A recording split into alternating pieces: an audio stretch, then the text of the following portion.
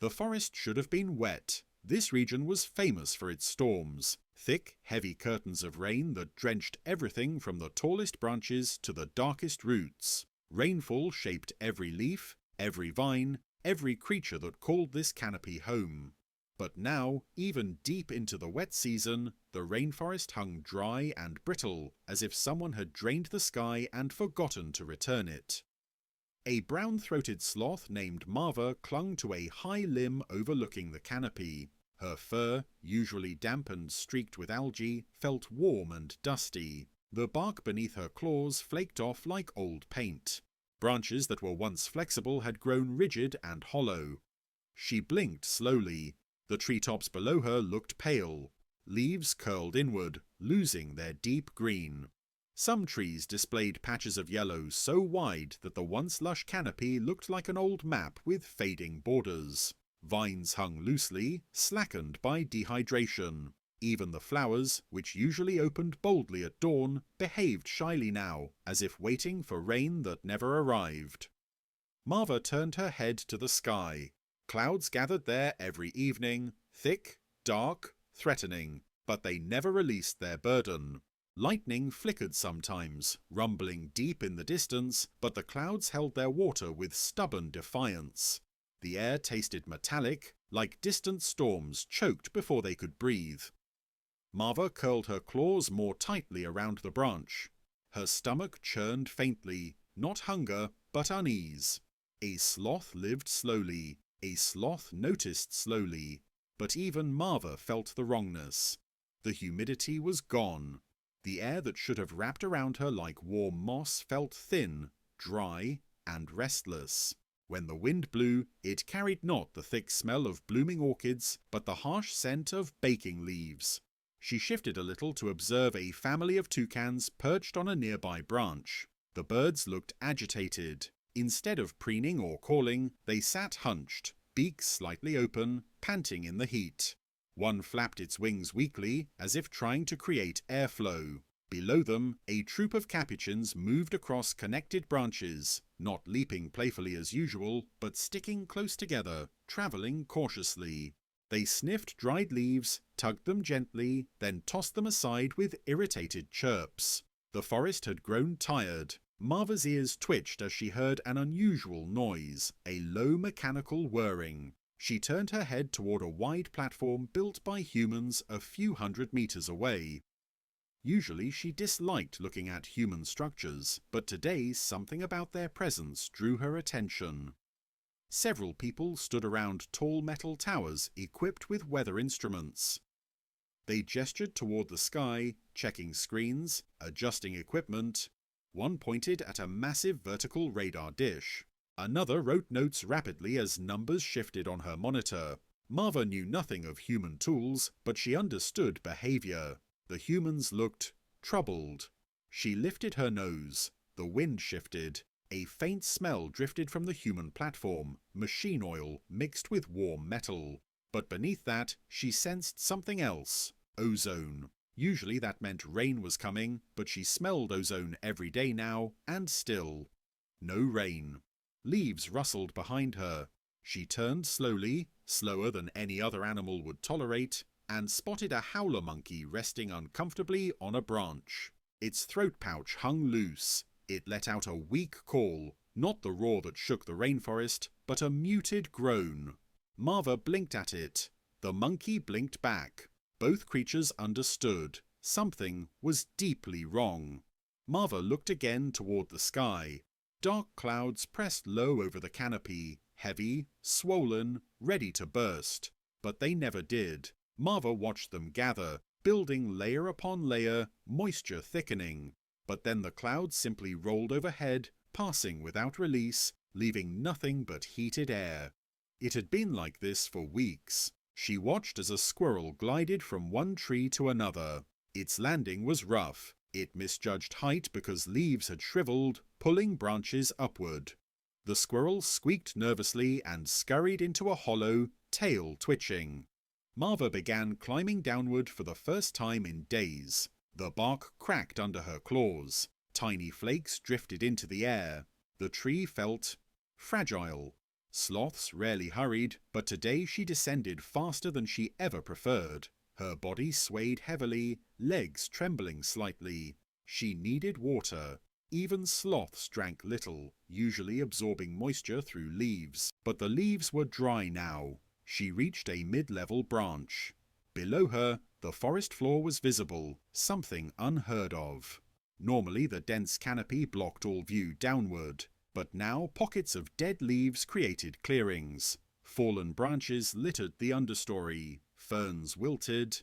Marva scratched her stomach nervously.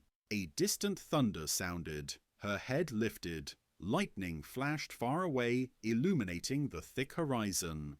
Then, nothing. Thunder without rain. Always without rain.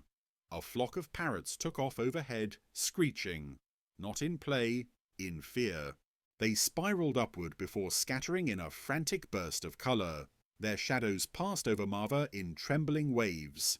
The humans reacted too. One pointed sharply at the clouds, calling, "Vertical motion decreasing. Humidity collapse again. It's not precipitating. Not mixing at all." Another shook her head. "Upper layers saturated. Lower layers bone dry. Atmospheric inversion locked. The rain can't fall." The inversion. A trapped layer of hot, dry air pressed over the forest like a sealed lid. Moist air rose from the forest, hit the hot layer, and flattened. Rain formed, but it couldn't descend. The sky was full of water. That couldn't reach the ground. Marva didn't understand human science, but she understood captivity. The forest was trapped beneath something it couldn't break. She reached another branch and stopped abruptly. Below her was a stream bed, or what used to be one. Now it was nothing but cracked soil. Thin fissures spiderwebbed across the ground. A frog hopped weakly across one crack, collapsed, then stayed still. Marva watched the frog long enough to realize it wasn't breathing. Her heart thumped painfully. Above her, the clouds darkened further. A flash of lightning cracked across the sky's belly. The wind rose, leaves trembled. Animals quieted. Rain should have fallen now.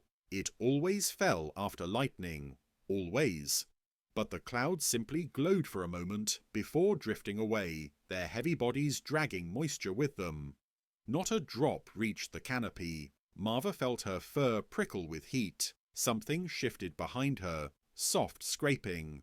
A tapir emerged from the underbrush, slow, heavy, drooping with exhaustion.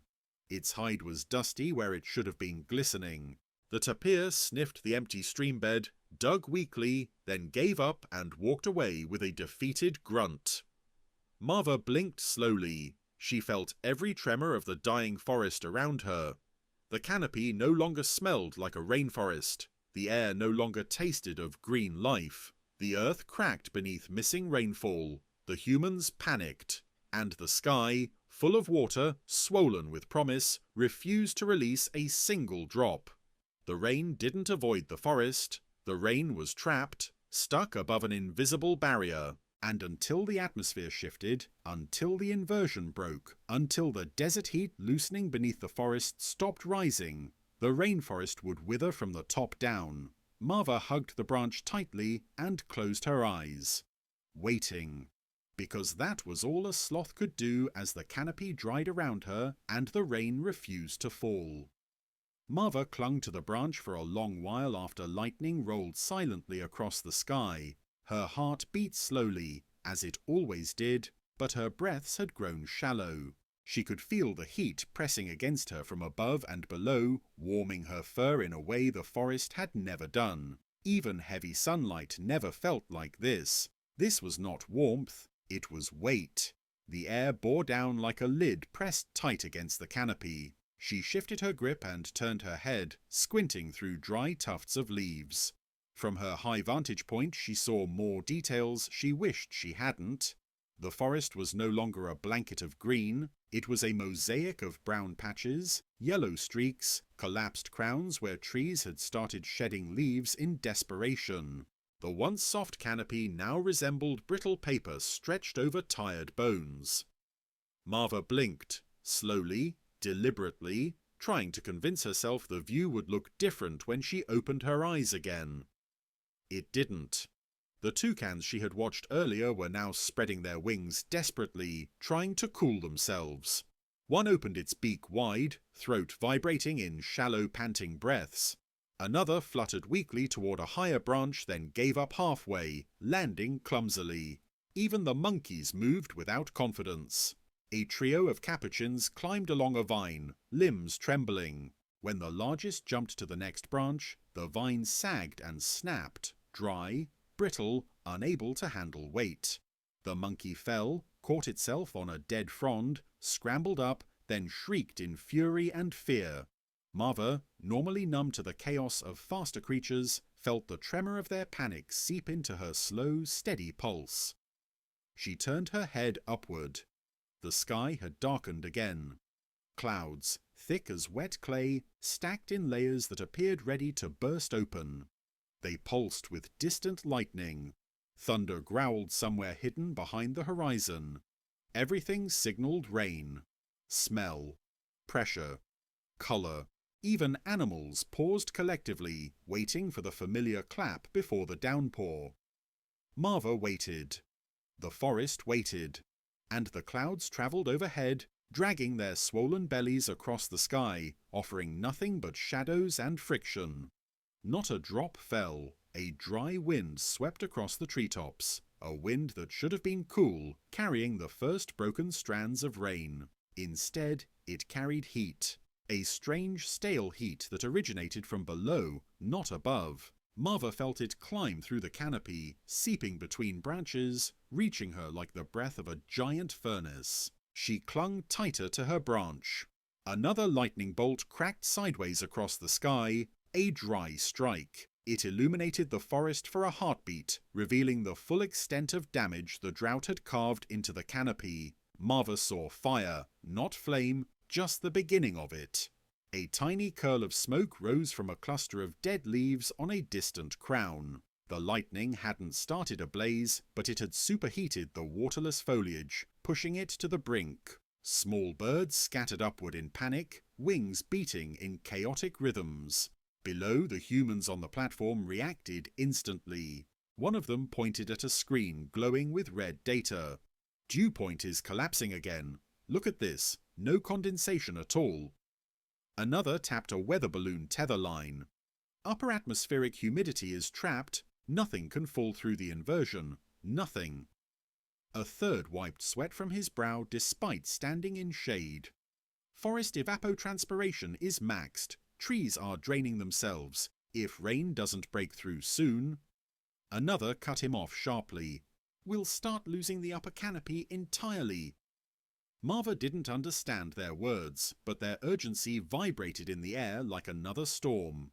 The sloth resumed her descent. Her claws gripped bark that crumbled beneath her weight. Some sections broke entirely, and she slipped an inch before catching another hold. She moved slowly. She always did, but today there was tension behind each movement. A need, a direction, the stream bed.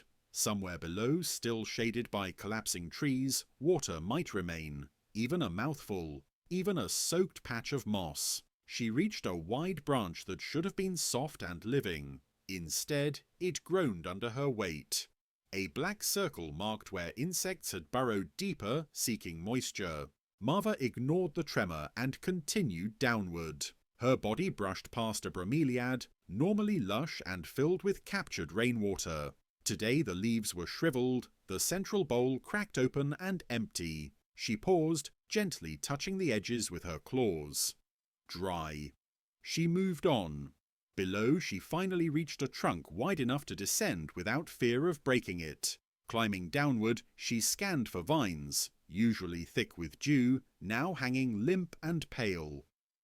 A millipede curled halfway along one vine looked dried out, unmoving. At the forest floor, the air felt different again. Instead of cool, humid soil scent, the ground smelled dusty, almost foreign.